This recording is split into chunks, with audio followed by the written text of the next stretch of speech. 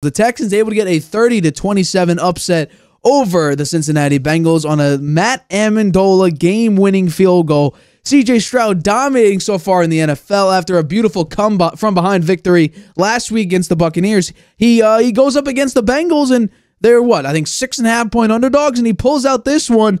He did have a rookie mistake, an interception that was pretty bad, but 356 yards on the day, a passing touchdown. He's second in the NFL in passing yards, 15 touchdowns to 2 interceptions. That ratio is absolutely insane. What an incredible performance so far throughout the year for C.J. Stroud. So I want to know, did this win by the Texans say more about the Texans or more about the Bengals? First, I'd say C.J. Stroud is the Rookie of the Year, hands down. Yeah. I don't care what happens the rest of the year. The guy's going to get it, and he deserves it. 15 touchdowns, only 2 interceptions.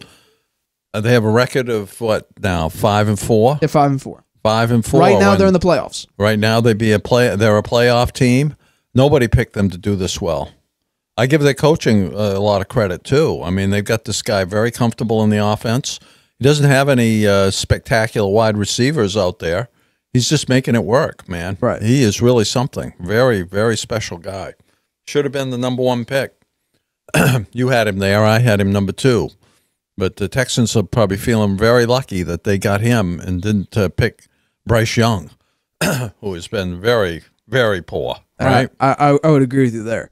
But I'd say this game says more about the Texans than it does about the Bengals, because it says the Texans went up against a team that has been very, very good the last few years, made it to the Super Bowl 2 years ago, perennial playoff team now with a lot of stars on the team.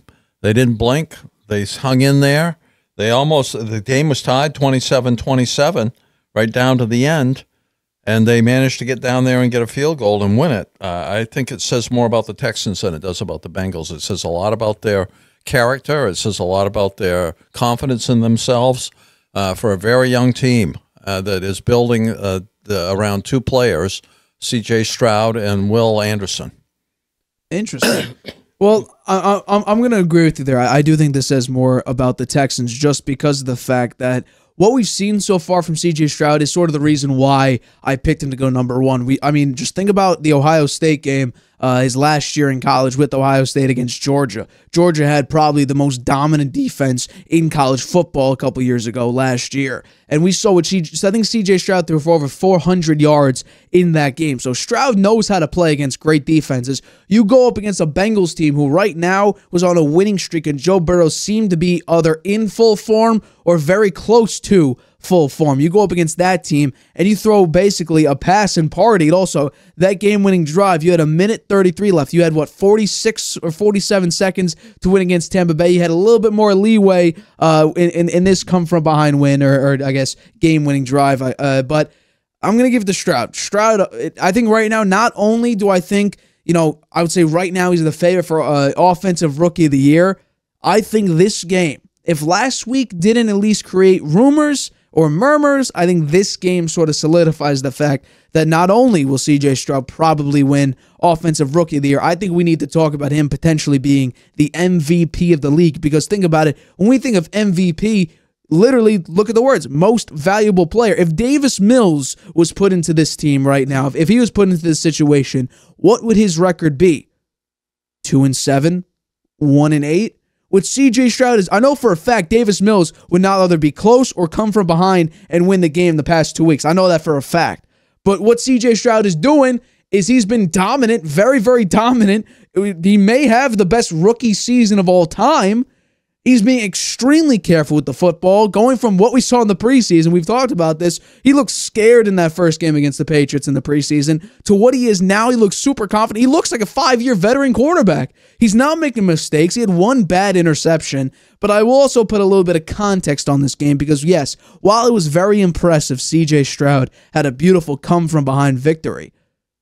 I would say he would have needed a touchdown on this last drive if it weren't for Tyler Boyd dropping maybe the easiest touchdown of his career. A beautifully thrown pass. He had 2 opportunities to catch this ball, and he couldn't reel it in. So this was an unfortunate play for the Bengals. Tyler Boyd had 2 beautiful opportunities, easy opportunities, uncovered and unpressured opportunities, but he couldn't get it done. So a little bit of context there. So instead of a game-winning field goal, he would have needed a game-winning touchdown. But I don't think that should take much away from the fact that C.J. Stroud this season has been absolutely balling.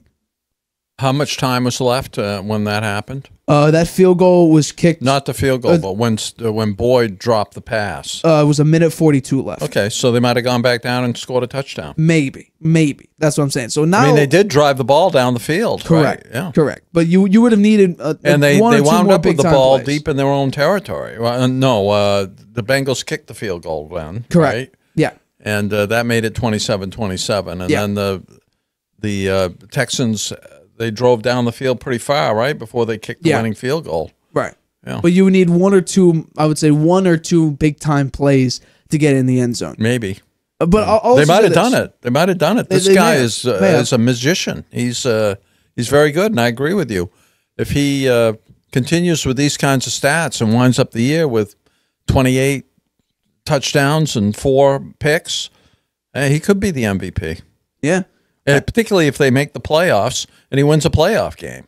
But don't they pick the MVP before the playoffs start, right? So, yeah, if he gets them into the playoffs and he has those kinds of his stats continue the way they're going, could be the MVP. I definitely think he should be in the conversation right now.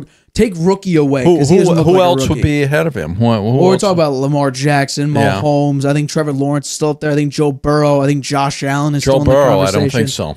What about Trevor Lawrence? Trevor Lawrence got smoked. He absolutely, and I think C.J. Stroud actually has better stats. And I don't think Mahomes is not having his best season. He's not having his best season. The Chiefs are also favored to win the Super Bowl once again. I don't get that. I think I would at least pick 2 teams over them, but we don't make the standings. I gotta give, but not only am I gonna give C.J. Stroud credit, Lamar Jackson might be. Jackson, I would definitely think he's up there. But I'm gonna give C.J. Stroud his flowers, but I'm also gonna give the Texans as an organization a lot of credit. You have a first-time offensive coordinator and a brand new head coach. I'm going to say, and you have a brand new quarterback, and you have a number of brand new pieces to add to that team. Noah Brown, who came from the Cowboys. You had Dalton Schultz, who also came from the Cowboys. Devin Singletary, running back from the Bills. Tank Dell, a rookie. You had a lot of pieces that were moving in the offseason, and I believe we may have mentioned it either during the offseason or at the end of the offseason that the Texans made a lot of B to B plus moves in the offseason. They didn't make an A or an A plus move, but they made a lot of B and B plus moves, and that's kind of showing its face right now. I mean, they don't have terrible talent. Like C.J. Stroud's not taking the Carolina Panthers or the Arizona Cardinals and making that team into superstars. Is he taking a B- to C+ team and making them a B+? Absolutely, 1,000%. But Dalton Schultz was incredibly effective with the Cowboys last season. I think the Cowboys right now, they could use a Dalton Schultz. Now they're really, really good right now, but who would you rather take, Dalton Schultz or Ferguson? I would take Schultz. Noah Brown wasn't great. He was okay. He was a wide receiver 3 or 4. He had 3 touchdowns last season, so that is what it is. Robert Woods, veteran leadership. Pretty good move for them to get Robert Woods. Nico Collins was okay throughout his career, but having C.J. Stroud, he really, is under the spotlight and looks pretty damn good. And then, and then Tank Dell, phenomenal last season in college. C.J. Stroud wanted to get him. I think they got him in the 3rd round. So they built this team very, very quarterback friendly. The offensive line still has, they got Shaq Mason. They have Tunsil left tackle. They got a couple pieces. The offensive line as a whole isn't great, but I think this team is built for C.J. Stroud to succeed, and he's doing exactly that. So now, the offensive line doesn't have to be that great because you got a very mobile quarterback. The guy can move around the pocket very well. Absolutely. So right now, would you believe the Texans have the 6th best offense in the NFL? 6 total offense. The running game still needs a lot of work. They're 25th, but passing game is number 2. Number 2. C.J. Stroud is cooking in the NFL in his rookie year. Yeah. I would say, I forget who you had for offensive rookie of the year. I think I know I had Bijan. I'm not sure. I actually. Did I pick Bryce Young? Did you put? I think you may have picked Bryce Young. What a mistake. Right position, wrong quarterback. So, yeah. But the Bengals, this is weird. I'm not going to take a huge hit on this because CJ Stroud just right now is the guy. Like he is insane right now. But I do think when push comes to shove, what can this team do? Because their defense is absolutely abysmal. I think they're 30th in the run. They're like, I'll bring up the actual number right now. Their defense, and I mentioned that early in the year, their defense, they're 30th total defense, 25th in the pass, 30th in running. They're 32nd in rushing offense right now. They have not been able to run the ball effectively. Joe Burrow, passing wise, he's literally middle of the road at 16. They also have the second most attempts, so they're trying to get. So what can the Bengals do? It's up to Burrow. They got to put it's on his back.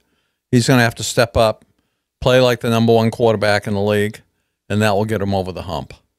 It's going to be very, very difficult. It's going to be really hard. He's been hurt once this year already, and I think that he has shown that in a few games recently, but not this past weekend, which is a big surprise that they got beat by the Texans. We didn't pick the Texans to win this game, right? We both picked the Bengals. We picked the I picked the Bengals to win in cover. I think you picked the Bengals to win outright and win everything. Yeah. I don't have the picks up for us right now, but this is incredibly impressive. The Bengals are at Ravens that we're going to talk about later on in the show. Then they go home against the Steelers, at Jacksonville, home against the Colts, home against the Vikings, at Steelers, at Kansas City, home against the Browns. So the next 7 games or 8 games are very, very difficult for the Cincinnati Bengals. I think they can maybe win 4 of them. And 4 games right now, when you're rocking 5-4, 4 wins, that gets you to 9-8. I don't know if that's a playoff team. Yeah. Especially the fact that the Steelers who do and the Browns, Texans have left? The Texans, they currently this upcoming week, they are home against the Cardinals, home against Jacksonville, home against the Broncos. I would say you definitely win against definitely win. Yeah, I would say you definitely win against the Cardinals. I don't know.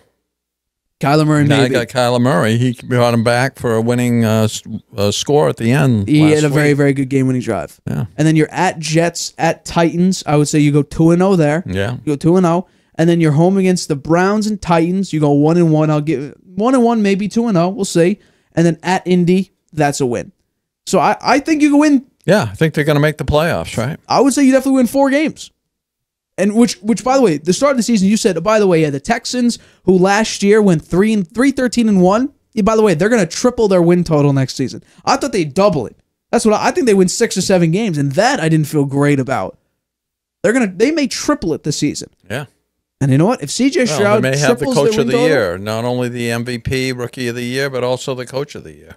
I would say Dan Campbell is right there. I'm still believing in my coach of the year pick in Dan Campbell, but it is quite fascinating to see just how good the Texans have been so far this season and how great CJ Stroud has been so far.